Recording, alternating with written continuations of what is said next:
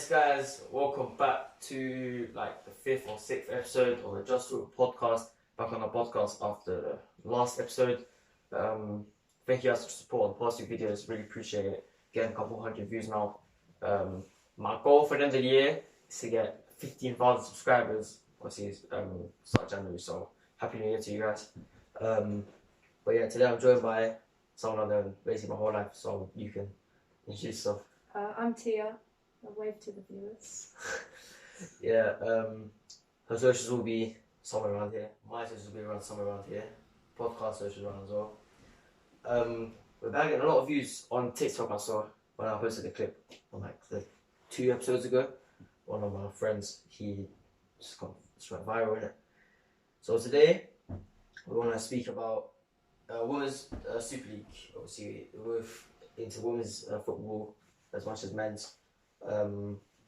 Yeah, most of my friends like didn't expect me to be into women's football because obviously they don't watch it. So I was like, yeah, I'm into it, and I'm a ball boy as well. Yeah. I get to see all the games at Emirates, so that's also good. We're gonna talk about we have an open-ended question. We're gonna ask about what is a good life to you, like what does a good life mean and stuff. And where do you see yourself in 5 to 10 years? This is something I really want to talk about. But yeah, obviously, talk about WSL. You can be obviously both Arsenal fans. So obviously we've just lost Jordan Nobbs. Yeah. It's kind of sad when you think about it. Like 12 years at any club. And then you leave because of the manager. Yeah, but yeah, like I said, 12 years at any club is really impressive. But yeah, at Arsenal, that's even more impressive. That's mad. Yeah. It's one of the best teams in England, if not the best team in England. But I think it's good that she's like moved on. Yeah. Get a chance to get playing time. Picked for the England squad. Like if you look at Beth England moving to Spurs from Chelsea. That's a mad transfer. I saw that. I was like, I know you're not getting played, but you can't with Tottenham, man. They're not doing very well. I think they're like 10th in the league. Yeah, exactly. You see, like last season and the season before, they were pretty close to like Man City, Man United, I'd say, finishing like 4th, 5th. Now we have like Aston Villa, West Ham are pretty good. Yeah. And I feel like Mana Iwabuchi's another player that I think will probably leave. Yeah. It would look like she'd go to West Ham because they need players. And she'd be good there in midfield. I feel like she'll go to, I don't know, most likely like someone like, I feel like she'll go Man City.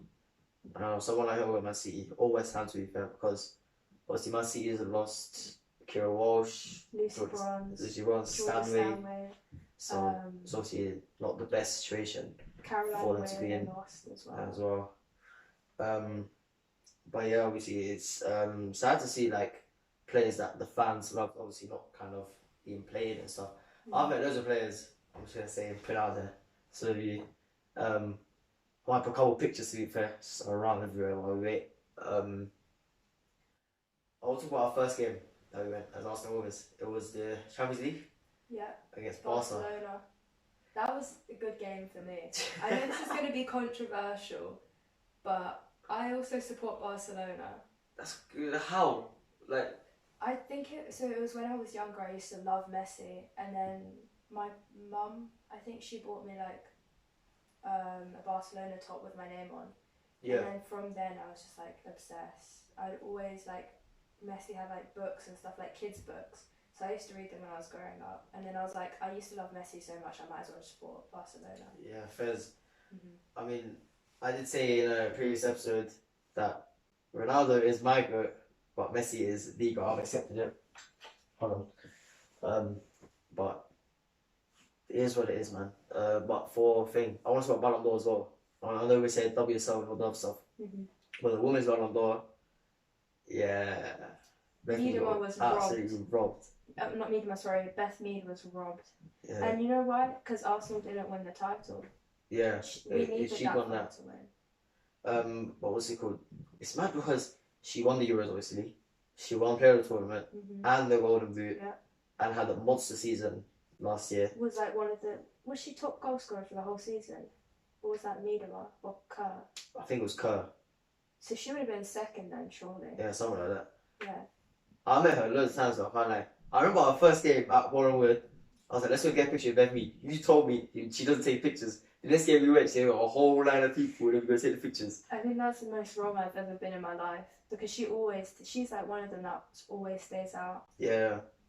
That's the one thing I'd love to do if I'm a pro footballer. I'd love to just give back to the players. When I remember Chaka, he said like the fans only stayed for 90 minutes and that's it.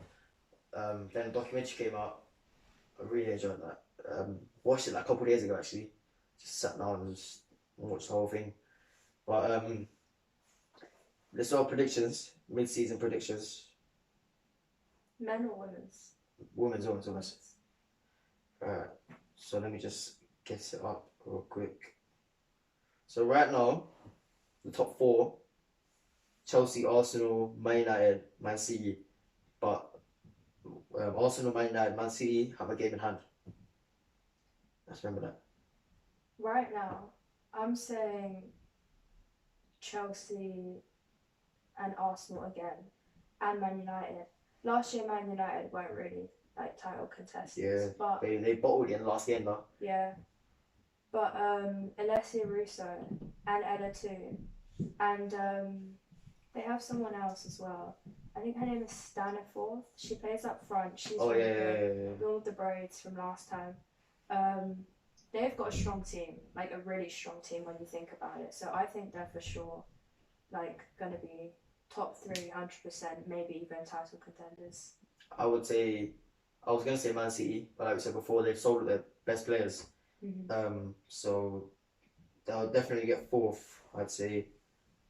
I feel like they're gonna bottle it in like the last 5, 6 games or so. Not the last game for sure, but I feel like they'll just lose a couple games, draw a couple games, drop points, and then they won't make it. Who do you think will get relegated? Leicester. Yeah. They haven't won a game, right? They haven't won a game. Yeah. They scored the least goals. They haven't conceded the most though. They conceded the second most. Who's conceded the most? Brighton. Right. They're like 7 points clear of them. So that was like, at the beginning of the season when Leicester men's were doing like really bad. yeah. They were bottom at the league. That would have been like, I think it's like the first time in history that a men's team and a women's team from the same club get relegated. Get relegated at the same time. But I think Arsenal are playing the women's in May, I think. So that would be a good game for us. Yeah. Obviously, the Arsenal Chelsea game is gonna be next week. Mm-hmm. That game is gonna be crazy. That's gonna determine how it runs for the next however many years left. What do you think scores gonna be in that game? I don't think we can win. I'm gonna be like as honest as I can. I don't want to set my expectations like too big because if you think about it, we have no Beth Mead, no Miedema.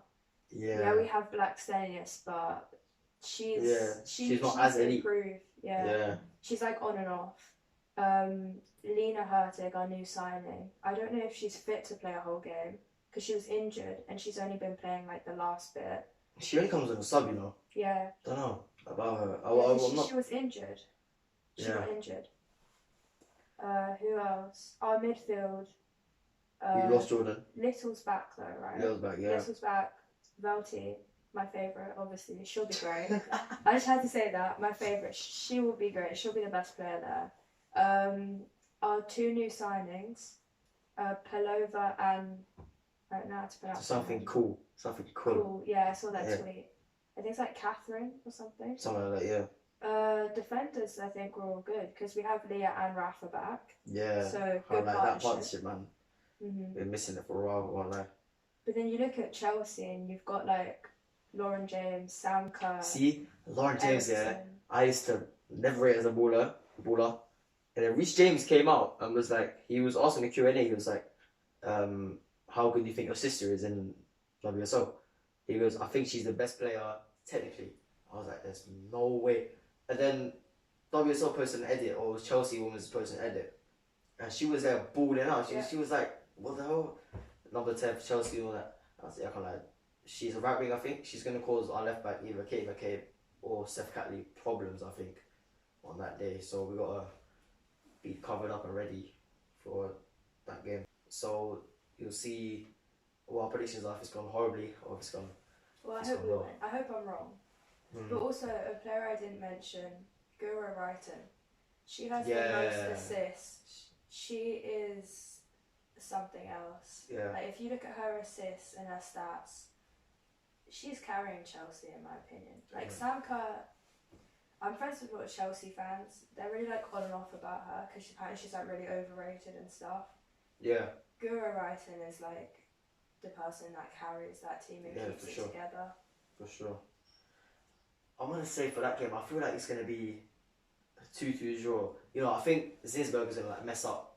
Because she's been so shaky with her, like, if it's passes coming in from the back, she has to clear it. It's the communication between her, that one game where she lost her, like, 13 game clean sheet. It was West Ham. It was 13 games, wasn't it? Or something like that, yeah. That goal was bad. And that was, like, literally just because there was no communication between her and Steph. Yeah. She has those moments quite a lot. Too much. It's bad. Remember that video we took outside the Emirates at the Barcelona game and you were like, Zinsberger's my favourite player. And we were like, oh yeah, we lost 4-0, we should have won. But what's it called? Oh, I was going to say something. Yeah, I think it's going to be a 2-2 draw. Yeah. If any of you guys that are watching this are going to go to that game, most likely see you there. I'm standing to the bench, so somewhere like close to it. 2-2 though. Who do you think scores? Sam Kerr.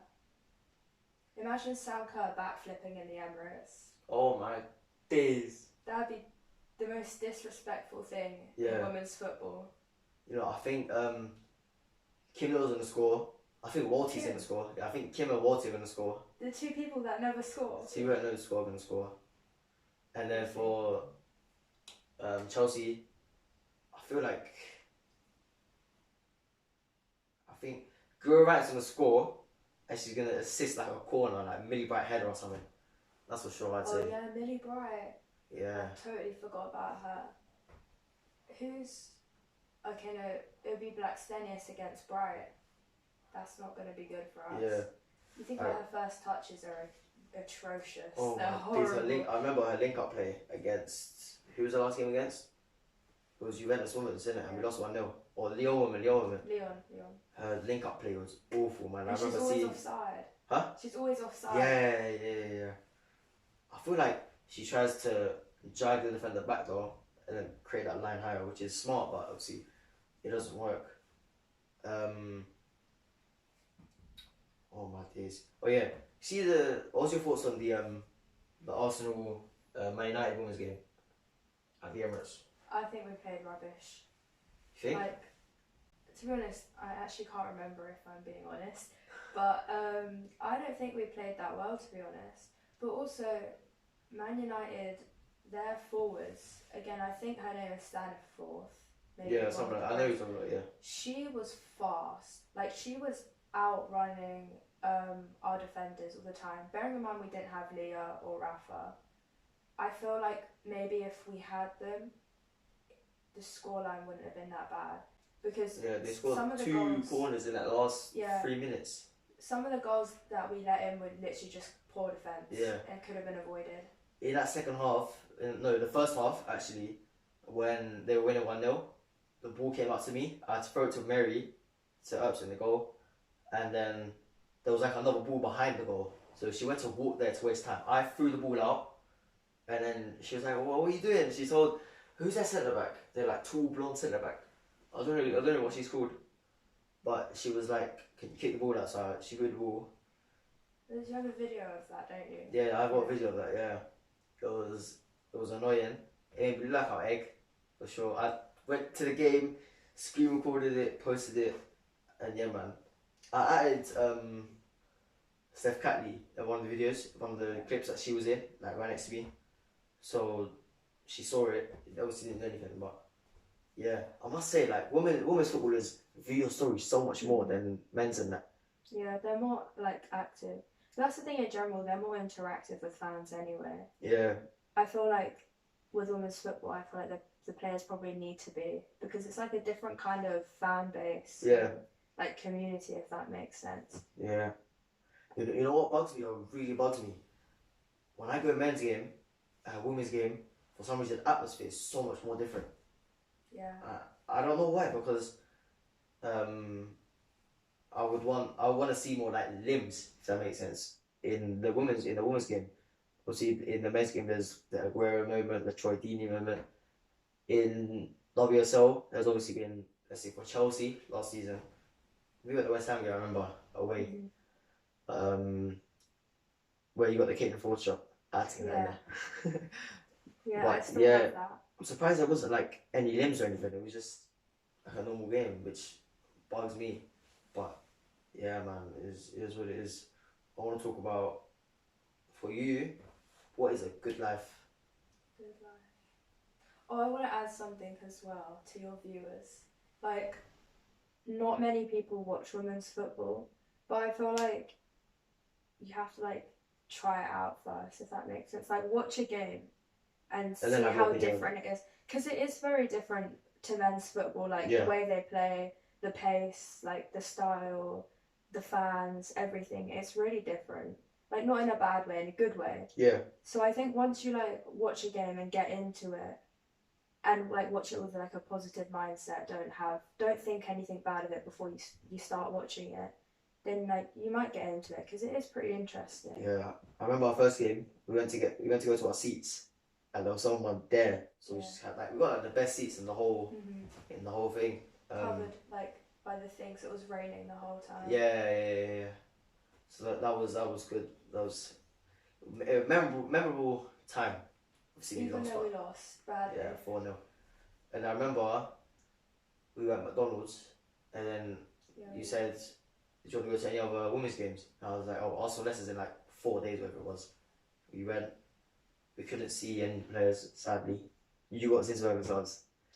Oh yeah. Yeah. And I owe that to you and Melissa, because I remember I was freaking out because Because we kept saying, "Hold your side," and but the thing is that because our first game was at the Emirates, obviously you're not, because it's like so big.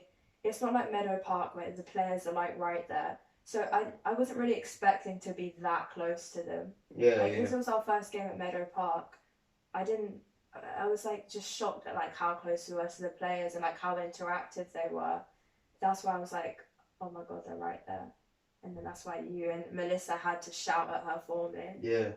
I remember she screamed for her name. She came over, then I said, "Clamp your gloves." Yeah. She said, "I just gave another one last game." She gave it. But yeah, I got that shirt signed. It's not on camera, it's on frame. But you've seen on the other. Just in frame.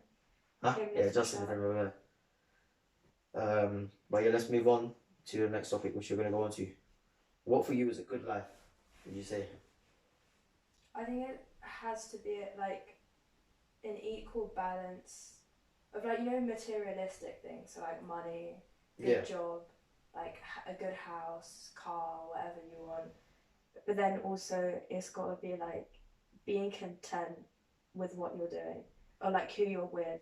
Yeah. So like, I'm not necessarily saying that you have to be in a relationship, be married, have a family, you can be content with being on your own. But as long as like you are content and you're at a good place, like you have a good job, you're happy with your job, with what you're doing, I think as long as you're happy, I think it can be considered a good life. Because like a good life can be different for everyone. So like for me, when I'm older, as long as I've like got a good job doing something that I like, so whether that's like something in sports science or football or something like that, and just like having enough time to like still hang out with friends and family, still be able to like do hobbies, learn new stuff. Yeah. What about you? For me, it's number one. For me is kind of, I want to repay back to everyone that has done a lot of things for me. So when I'm older, I want to be like, okay, I've done it. I've at least done that. So I want to have like a checklist, and I want to remember times that I've done this or done that. For me, I want like first to be happy life or good life. I want to have like a family. You know what I mean? Like continue that bloodline going forward.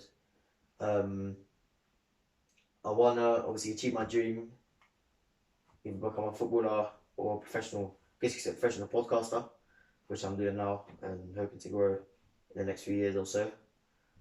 Um, like you said, you'll be content and happy with what you do and stuff. You'll be good financially, and I wanna like, people like tweet things saying like, "I've made it" or "I've done it." That's something I want to do. Like if I grow, I just want to say something like, "I've done it, I made it." Bye, and just like have a goal and like accomplish exactly and achieve it. You know what I'm Yeah. saying? It's like an ambition and stuff like that. So that for me is for sure a good and like happy life I want to do. I want to like one thing I really want to do. I'm passionate about this. I want to inspire the younger generations that are coming forward. I've got an event coming up in like a month and a bit time for Holla. I'm gonna ask if I can film that for you guys. See if I'm allowed to, because I would really want to record that, post it, show you guys what it's about, because it's more to like kind of inspire young kids and just be good to help others learn and just go up in life. You know what I'm trying to say? Obviously, there's all this bad stuff going on. There's like knife crime, all that other stuff. So not things you like to see, but just people do it. You know what I mean? So it's annoying. Speaking about good life, where do you see yourself in 5 to 10 years? 5 to 10 years, I'll be what, like 26? 20, yeah. That's I'll mad, be in my 20s, almost in my 30s if we're saying 10 years. That is actually scary to think about. Yeah.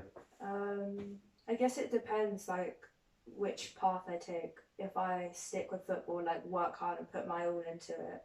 Yeah.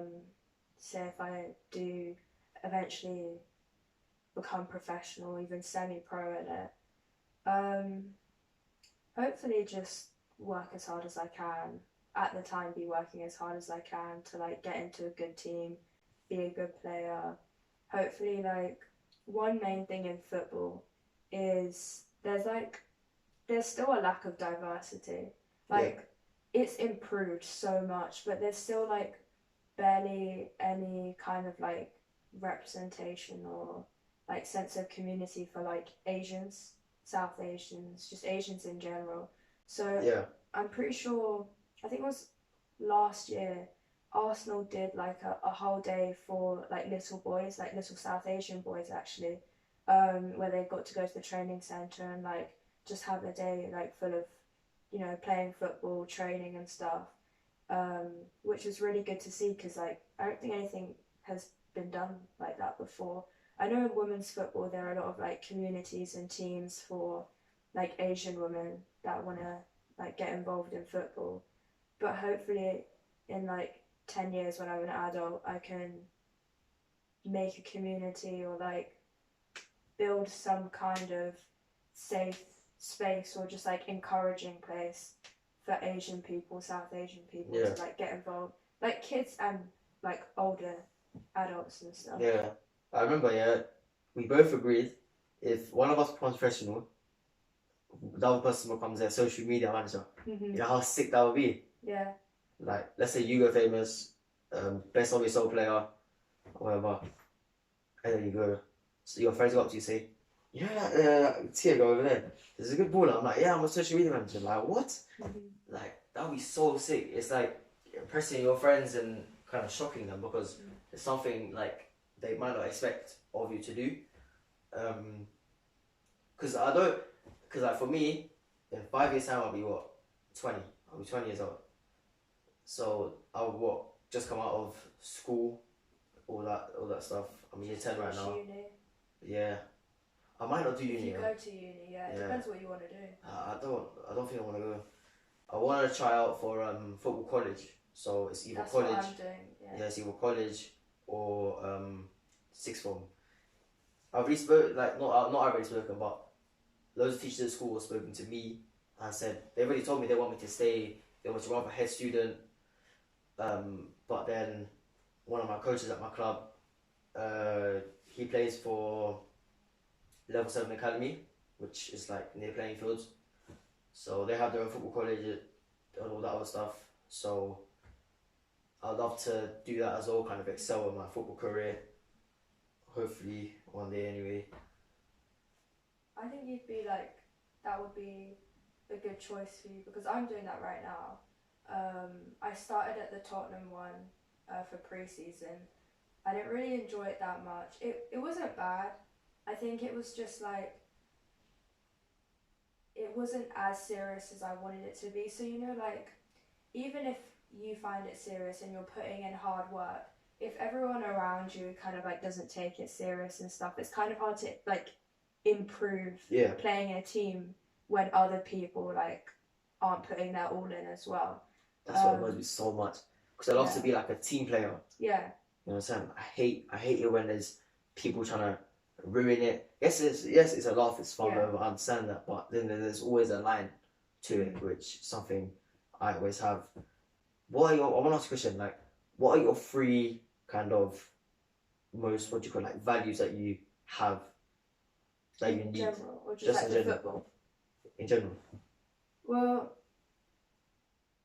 I'd say probably like, can consistency be a value? I think it can.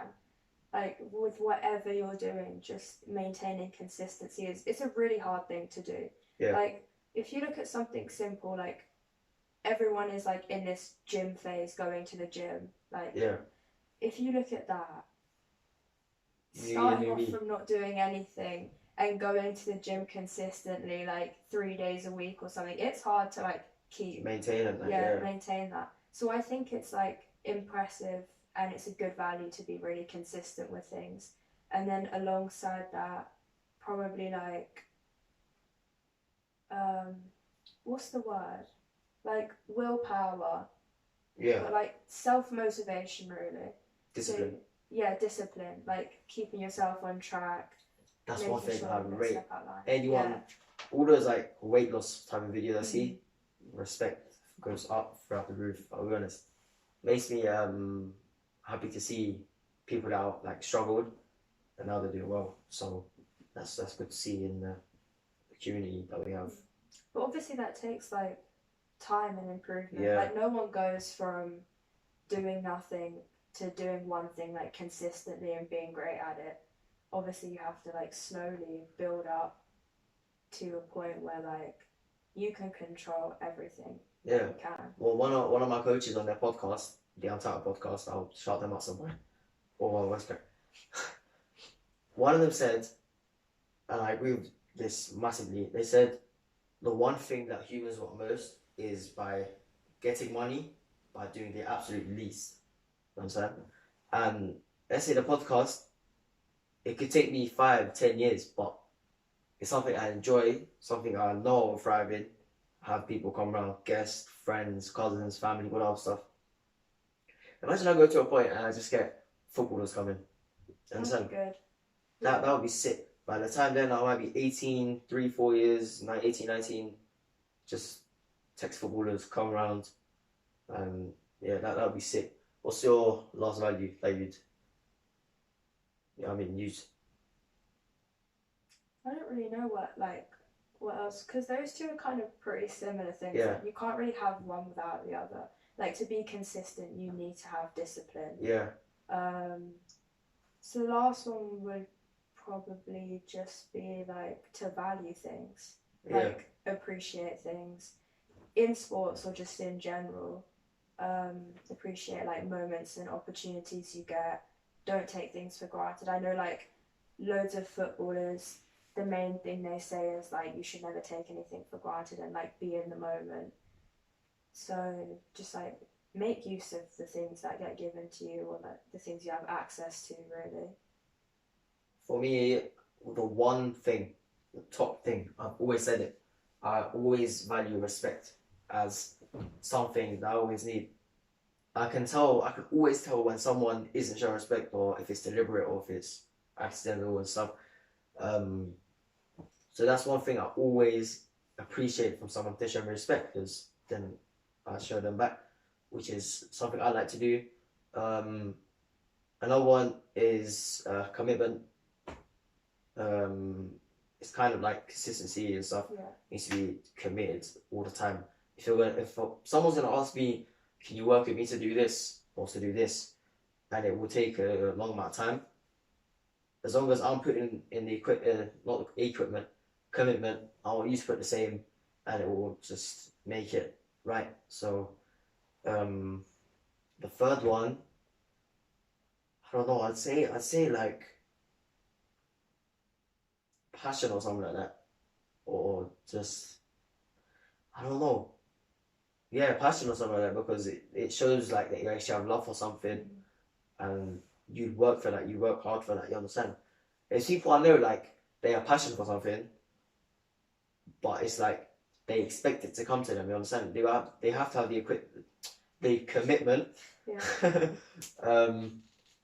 Like you said, the consistency and what was the other one? Discipline. Discipline.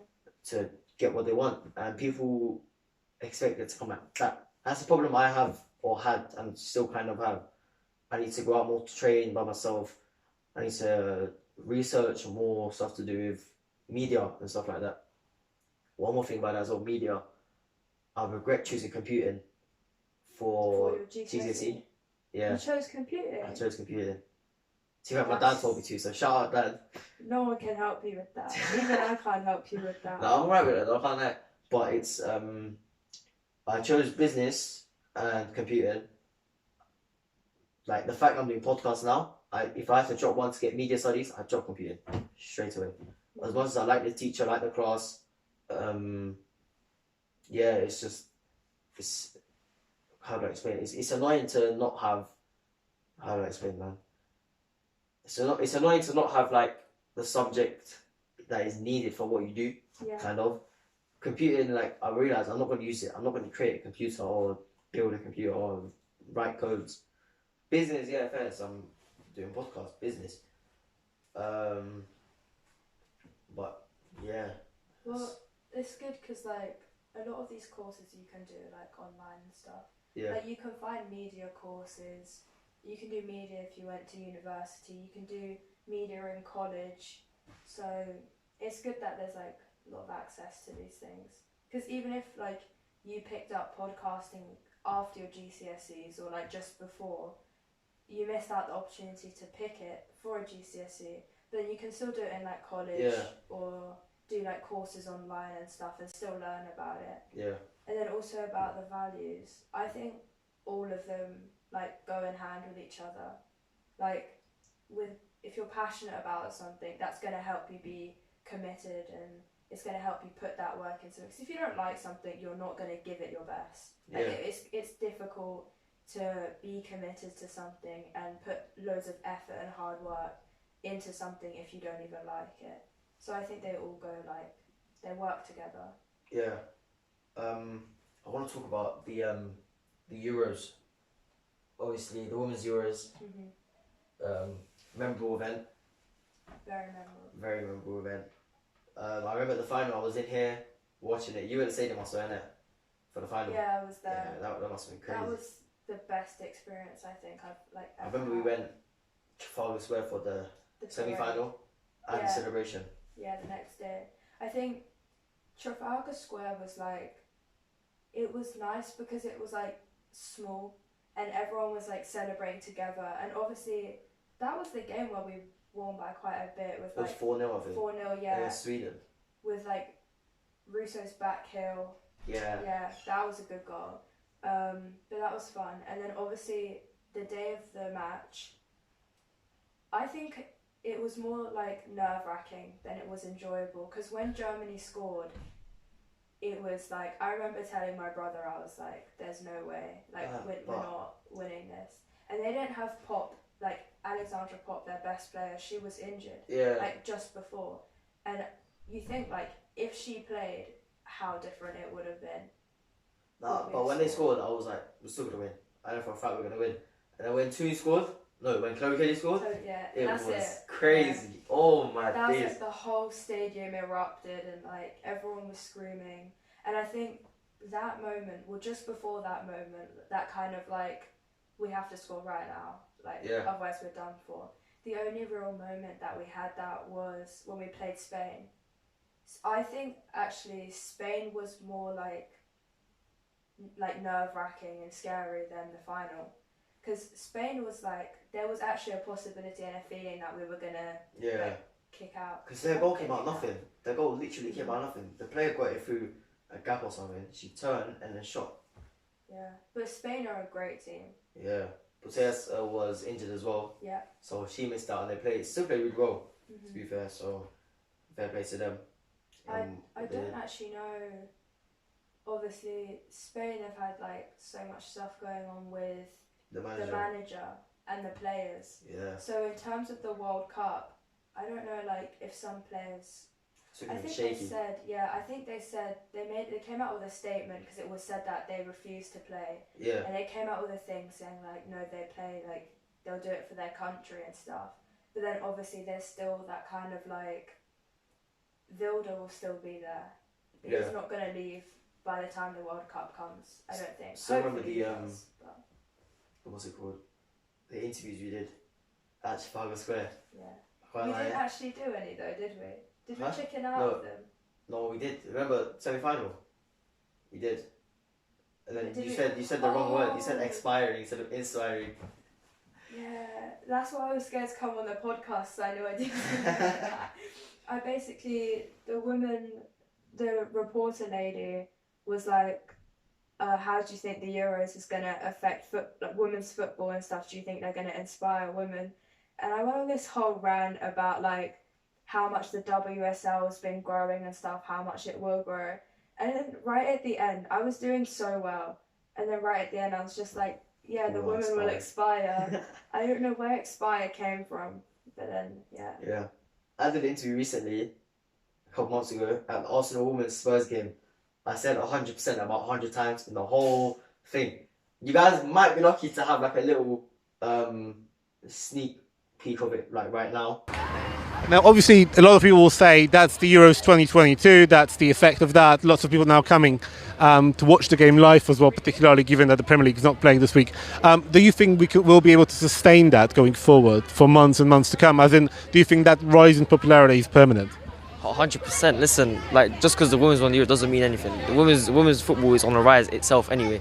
I love going to women's games. I went to about 15 games last season. I'm going to go to most of them this season. I'm hoping so anyway. So yeah, I'm enjoying every single second of it. 100%. In terms of watching it, what are the kind of differences when you look at how, it doesn't even make sense to compare? Maybe not. For me, football is football. Like they should both enjoy both genders in a sense. So I enjoy football. I enjoy men's games as much as I enjoy women's games. So I love the game, to be honest. Like I said. But yeah, it was like at the end of every sentence, it was like 100%. Yeah. And then at the end, I was like, my name is Tyler and I'm Turkish. All of these guys, all of our friends, family friends, they kept laughing at me. But the guy asked for my nationality at the start. He said, "When I ask for anybody and say your nationality," I was like, "Okay." The thing is in the video, that bit was cut out. Like you didn't hear him ask you the question like, "What's your nationality?" Yeah, he asked before. Yeah, so it looked like you just randomly went, "I'm Thailand, I'm Turkish." Yeah, which is annoying. Oh man, I can't lie. I think that's it for this episode. I enjoyed it. To be fair, it was a good talk. WSL. Live football, Euros, stuff like that. Thank you guys for watching. Make sure to follow Tiyah on our socials. Will be probably above her head right now. Follow my socials. Follow the podcast socials. Keep subscribing, liking, sharing, commenting, all that stuff. Like I said, 15,000 subscribers by the end of the year. If we get 250 subscribers by 15th February, I'm gonna give away something, probably like Prime or something, Mercedes. Because I know everyone was Prime. But yeah, other than that... Which flavour? Any flavour, probably the blue one. You can get your hands on. Yeah. Other than that, thank you guys for watching, and we'll see you on the next episode.